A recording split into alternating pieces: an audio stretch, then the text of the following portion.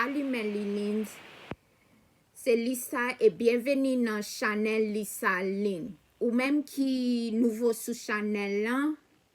abonné à Chanel là et puis pas oublier pour peser belle notification chaque lem la une vidéo. Et si nous quittons abonné, merci à tout le monde qui abonné Chanel moyen et qui fait partie de la famille Lisa Ling. So, nous parler sur les racistes. So, now ouais. Je vais montrer vidéo sur YouTube pour ça qui était comme si pour ça qui était passé George Floyd les police l'ont pesé coulis. So, na bon feedback nous qui ça nous pensait à ça. Vidéo ça me connaît nous tout là nous fâché parce que sa police l'en fait les méchants, he's wicked, comme li pèse coup nèglan,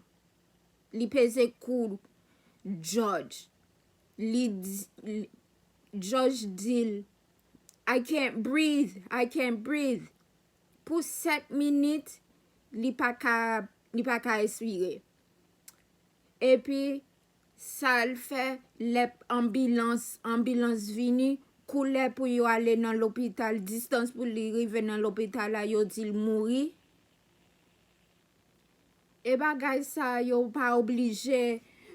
pour qui ça yo obligé gen job ça m'pa parler mal de yo m'pa dit ça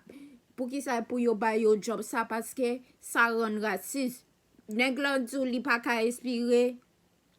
et pour là où pèse cool pire ça l'autre police l'ont fait Eric dit I can't breathe tout le monde fâché bah ça fait me fâcher tout pour qui ça police là t'es obligé besoin peser cool nèg là des bagages ça depuis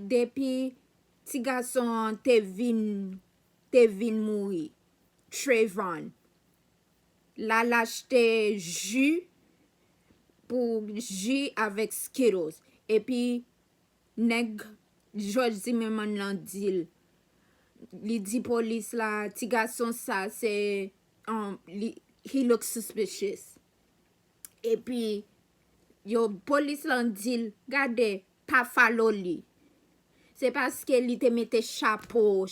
li a nan tête li laisse ça te gen la pli c'est tout noyo pour qui ça c'est nous même que yo gade nous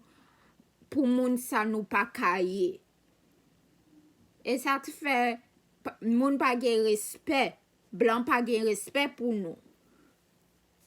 pour qui ça pour yo comme si pour yo faire ça like what does that mean m'pense les raciste lan te fini m'pense el te fini net I thought that was done fait tout moun nan Minnesota Minneapolis fait guerre pour faire justice pour George pour sa police lan te fait et puis yo pas arrêté li ça fait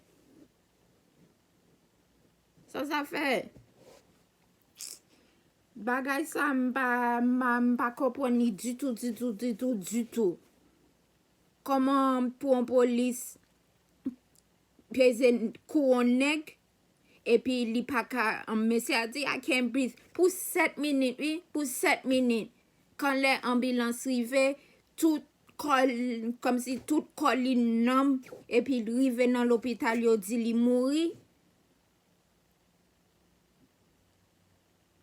bah ça fait mal il fait mal pour famille perdu au monde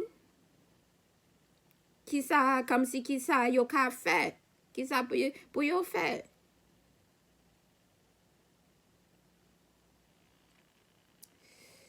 un peu ce jeudi à moi vinn avec vidéo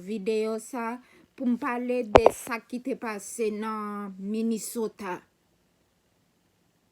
Now ouais pa bliye pou abone a chanel mwen. Pese